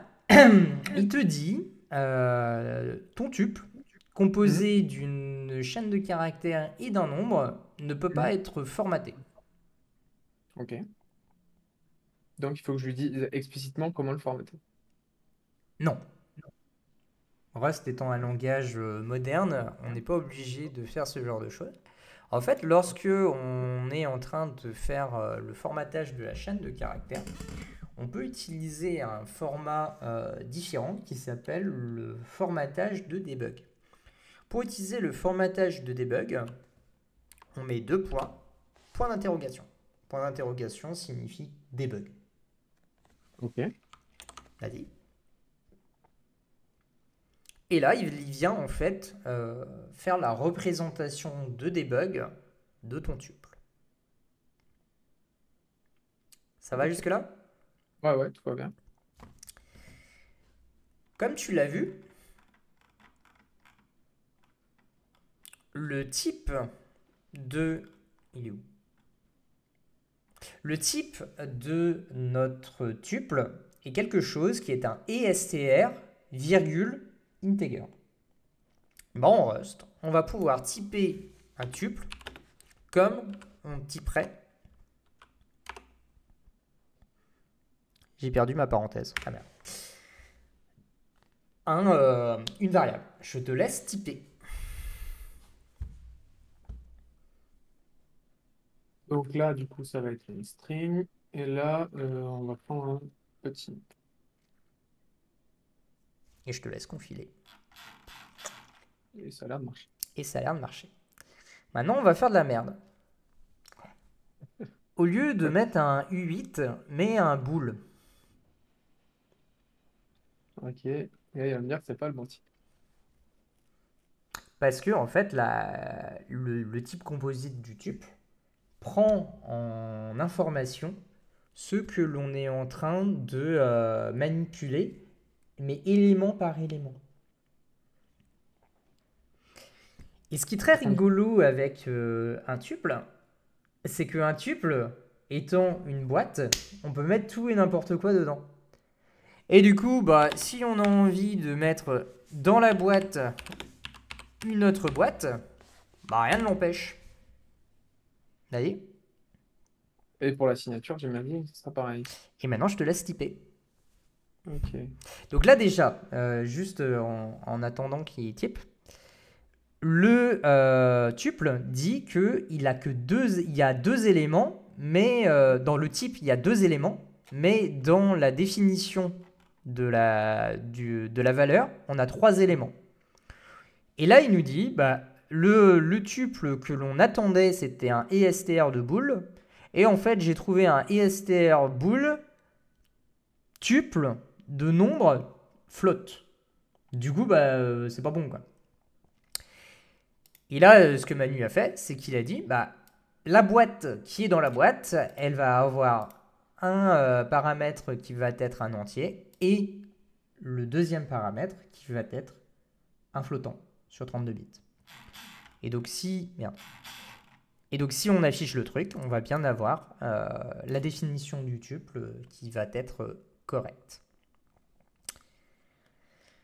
Je te Mais du coup, on n'est pas laisse. obligé d'avoir, on n'est pas obligé là dans notre cas de préciser la signature, c'est ça, hein? C'est la Pas du tout. signature Tu du. peux virer l'intégralité de la signature. Il va être capable de l'inférer, qu'on appelle ça. Donc, lorsque le compilateur essaye de deviner ce qu'il est en train de manipuler, il va l'inférer. Sauf que l'infèrement de type, pardon, en Rust, pour les entiers, ça va être du i32. Et pour les flottants, je crois que c'est du F64. Tu m'arrêtes, Éloi, si je raconte des conneries. Et donc, si on veut obliger que le type qui est ici soit un nombre qui est entre 0 et 255, il faut mettre un 8. Et si mes souvenirs sont bons, on peut juste mettre un underscore, il doit se débrouiller quand même. Voilà. Et donc si on s'en fout de typer la valeur, bah en fait on va pouvoir mettre ce qu'on veut. Donc là, si maintenant je mets un nombre, vas-y, mets. On va sauvegarder, mais sinon ça marche pas. Ah oui, ça.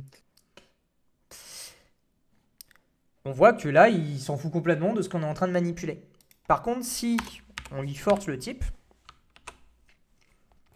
on va avoir les mêmes soucis qu'on avait avant, mais sur quelque chose qui est beaucoup plus compliqué. Et ça, c'est la puissance de ce qu'on appelle les types algébriques. En fait, c'est que ce qu'on est en train de manipuler, donc le type mytuple, comme on sait ce qu'on est en train de manipuler, on est dans la capacité de définir des contraintes sur telle ou telle composante de notre type global qui est mytuple. Est-ce que ça va jusque-là? Moi, ça va. On va parler pour les autres, mais ça va. Je sais pas, il n'y a pas de questions dans le chat. Sinon, ils sont tous morts. Ils sont tous en réunion, là.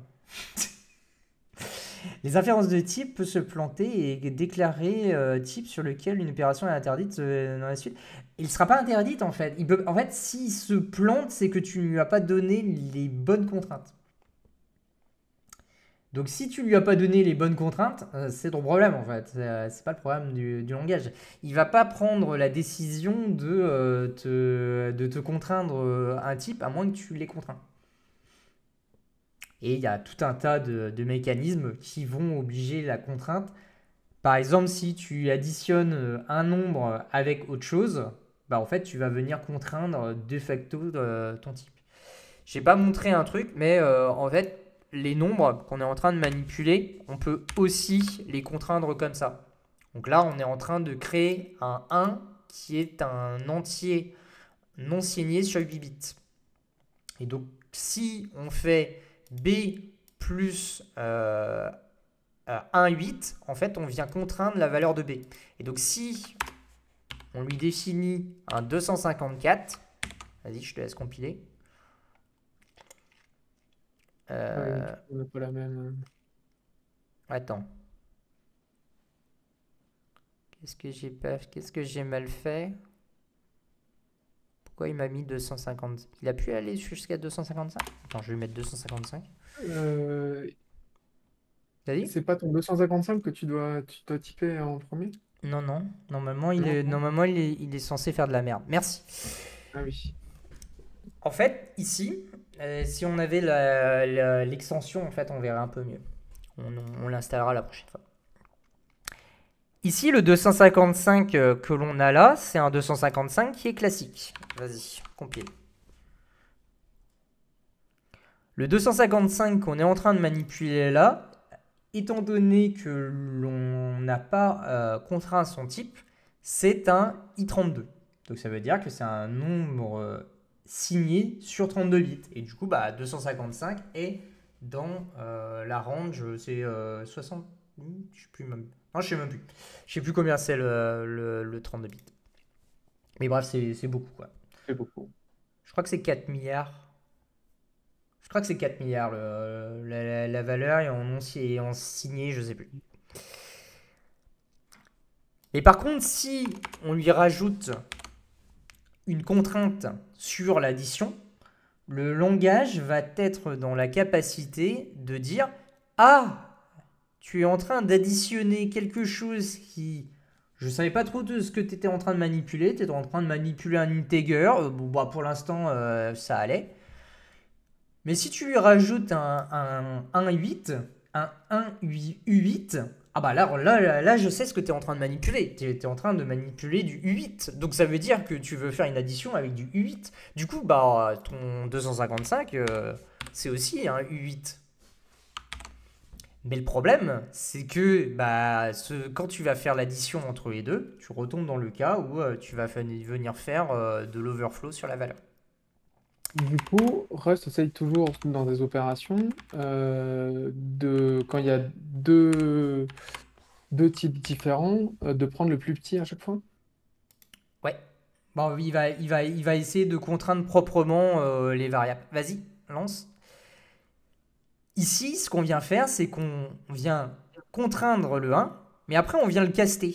Du coup, bah, le 255 qui est au-dessus redevient un i32.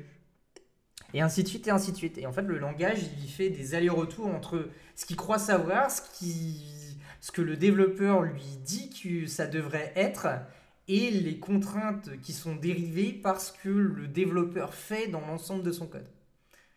Et ça, bah, c'est la puissance de l'inférence de type de Rust qui est extrêmement pratique parce que ce qu'on fait avec des entiers, on peut le faire avec des types qui sont extrêmement compliqués. Est-ce qu'il y a des questions? C'est bien F64. Bon bah voilà. Donc c'est le F64 qui est utilisé par défaut pour venir contraindre le 15.8 si on met un underscore ici.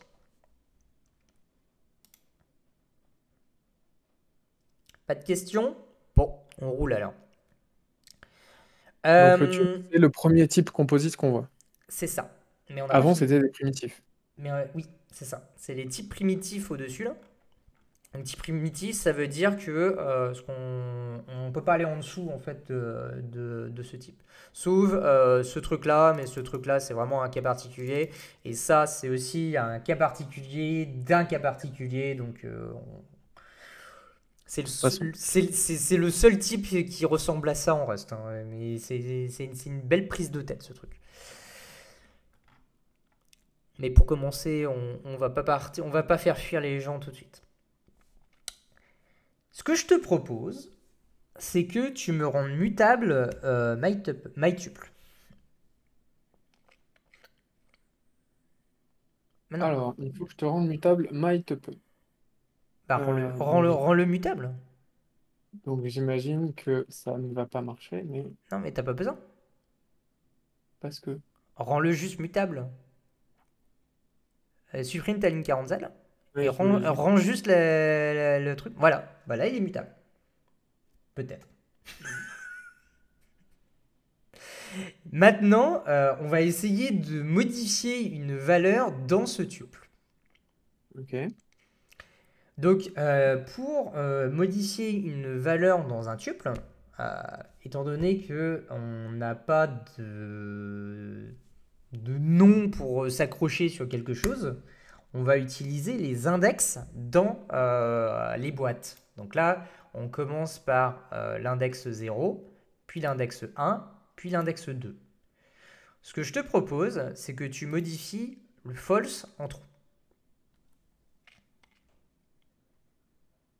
Moi, j'aurais fait un truc comme ça. Moi, je te laisse faire. C'est bien Rust, hein. Pour ça, c'est très pratique. Il fait le stream à ma place. Ok. Donc, Et du coup, on est venu modifier la valeur qui est dans le tuple. Et donc là, à l'inverse d'un tuple en Python, un tuple Rust est immutable. mutable. Enfin, il peut être rendu mutable. Il peut être rendu mutable, mais par défaut, je te laisse le rendre immutable.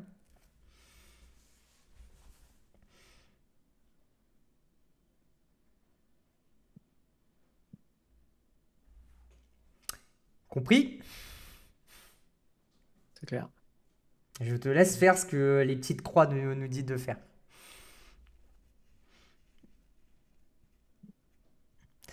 Et maintenant, ce que je te propose, c'est que tu modifies le 15,8 en 42,6.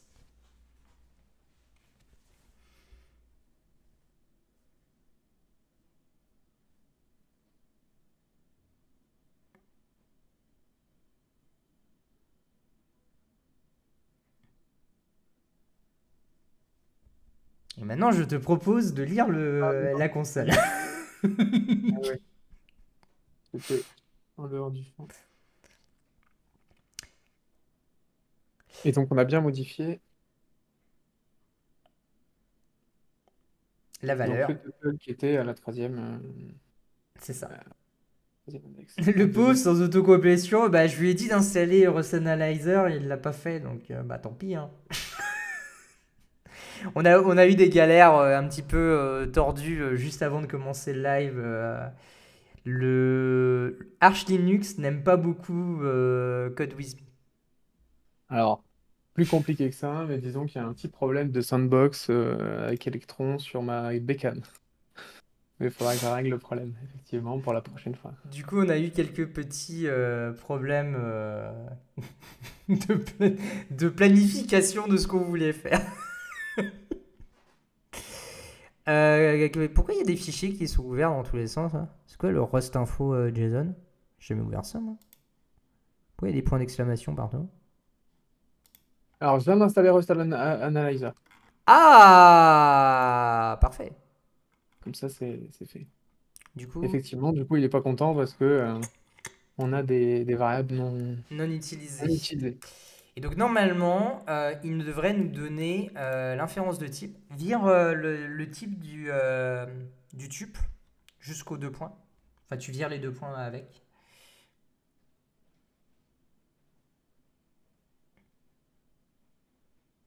Il t'affiche pas le type? Ah merde. Si, si, si. Ah moi je l'ai pas. Bon bah tant Je les ai, pis. ouais. Tant pis pour le stream. Mais en gros, lui il va. Ah bah si c'est bon. Quand on passe la souris dessus. Donc lorsque. Hey, arrête de bouger. Lorsque l'on regarde l'analyse du type, en fait, il va venir inférer toutes les différents. Arrête de bouger le truc, s'il te plaît. Ça fait Non, mais je changer le comprends rien, même. hein. Non, il y a driving change. Ça me fait sauter l'affichage. Bon, bref. Donc, le bytuple, il est inféré avec le type ESTR bool i32 F64. Et en plus, il va nous donner une information supplémentaire. Il va nous dire que la taille que va prendre ce tuple en mémoire, ça va être 40, dites-vous, cases. On s'en fout de la valeur. Et va être... bon, on s'en fout ça aussi. Donc ce truc-là prend une place de 40 en mémoire. Rust Analyzer est nécessaire si on utilise un IDE comme JetBrains. Pas du tout. Rust Analyzer n'est pas utilisé par JetBrains. Ils ont leur propre analyzer qui est IntelliJ Rust, qui est un concurrent en fait de Rust Analyzer. Moi, j'ai plus l'habitude d'utiliser IntelliJ Rust que Rust Analyzer, mais bon, bah, il fait aussi le café, donc roulons avec ça. Il est quelle heure? On a On reste un petit quart d'heure. un petit quart d'heure. On fait les Enfin, un quart conditions. d'heure, quoi. On fait les conditions. On a quelques briques. Ouais, très bien. Conditions et boucles. Comme ça, on pourra tester le petit truc qu'on voulait tester tout à l'heure pour voir si le compilateur Rust est suffisamment intelligent. Donc, les conditions. Les conditions, pour ceux qui n'ont jamais fait de programmation et qui découvrent la programmation avec ce stream, j'espère pas parce que on va aller assez loin assez vite. Les conditions, c'est la manière élémentaire de pouvoir contrôler ce que va faire votre programme et du coup avoir ce qu'on appelle des embranchements en fonction d'un certain contexte. Je m'explique. Crée-moi deux variables non mutables, x égale 42 et y égale, je sais pas moi, un autre nombre. On s'en fout. False. Parfait.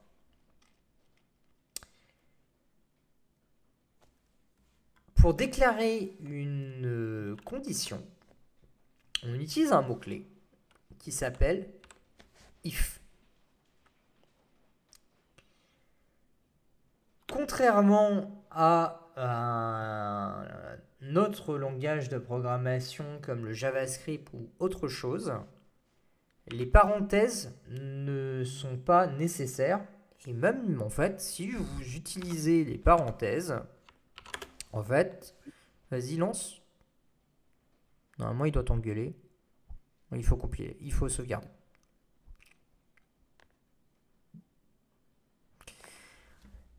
Il va vous dire, et il vous le dit pas?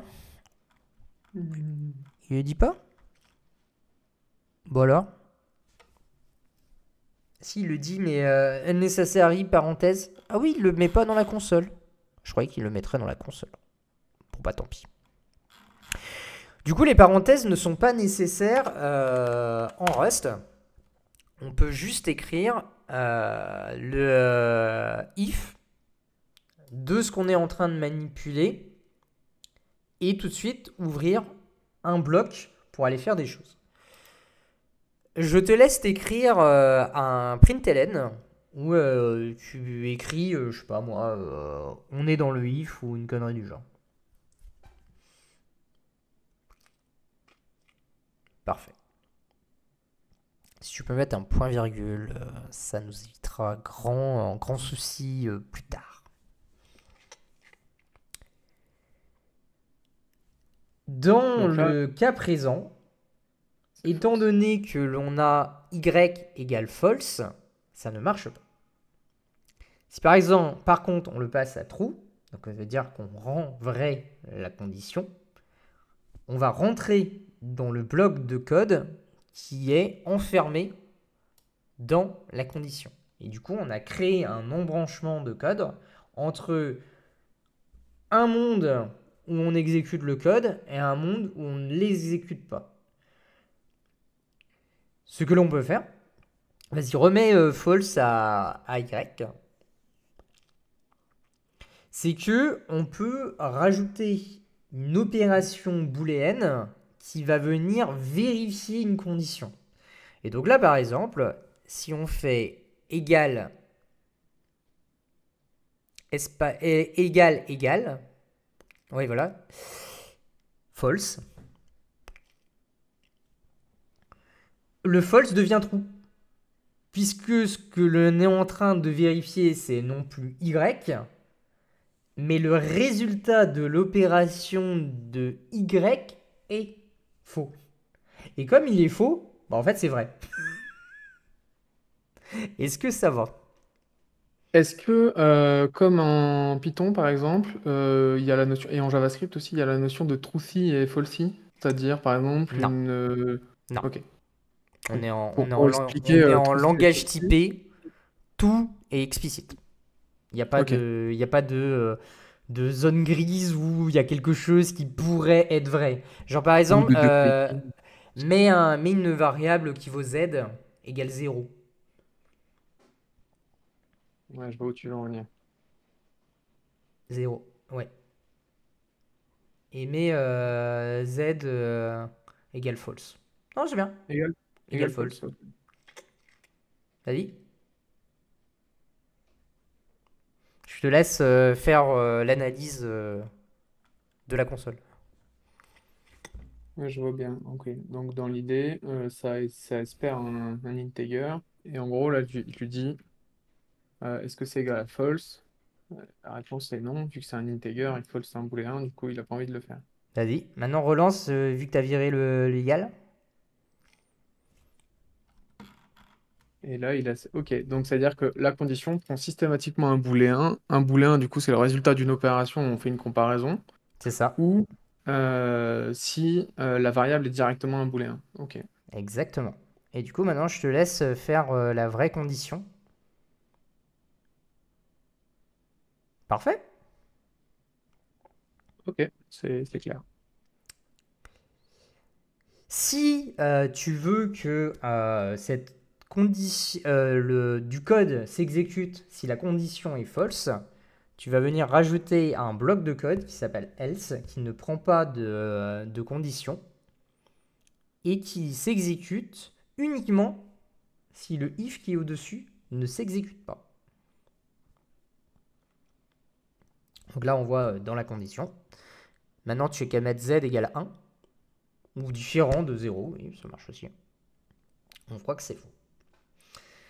Tu as une autre chose que tu peux faire, c'est que tu peux faire une condition intermédiaire. Donc la condition intermédiaire, c'est... Vas-y, je te laisse tenter d'écrire.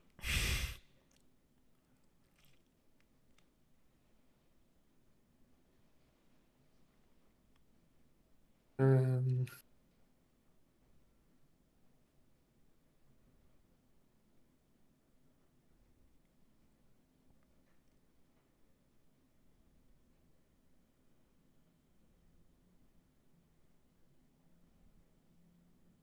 Ça n'a pas beaucoup de sens d'un point de vue.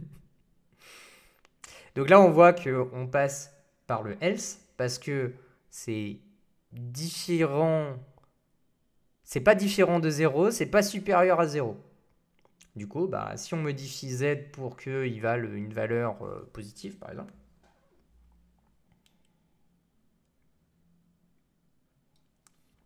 Je te laisse faire, hein. Ça va planter, mais c'est pas grave.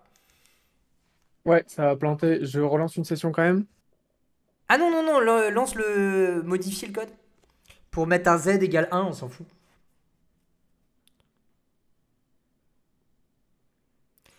Là, c'est le donc dans la condition qui prend le truc. Pourquoi? Parce que en fait, les conditions dans le bloc if else, else if else sont exécutées séquentiellement. Et donc, c'est le premier qui va venir prendre l'exécution. Le else if en fait n'existe pas dans ce qu'il a écrit, puisque en fait la z supérieure à 0 vient écraser la condition z supérieure à 0. Et du coup, bah, ça marche pas, quoi.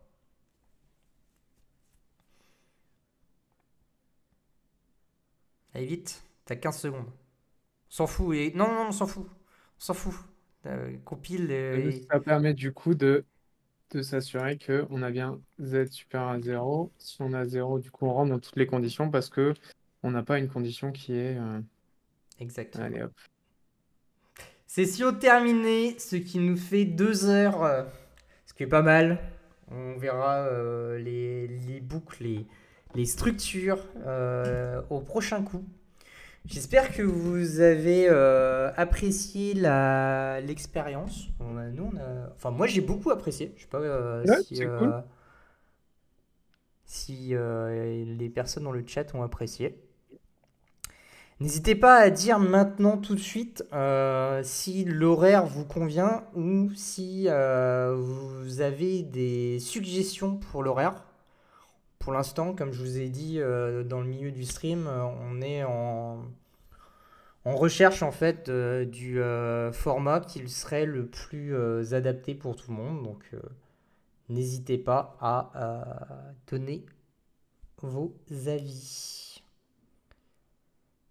S'il n'y a pas de questions dans le chat, je vais vous remercier d'être venu regarder Manu apprendre Rust. Et puis vous dire au revoir pour la prochaine session. Tu dis au Merci à revoir. tous. Allez, bonne journée à tous. Merci beaucoup. Et à la prochaine. N'hésitez pas à faire vos remarques sur Twitter. Je pense qu'on arrivera à choper vos informations. Et puis voilà. Bonne journée à tous. Salut.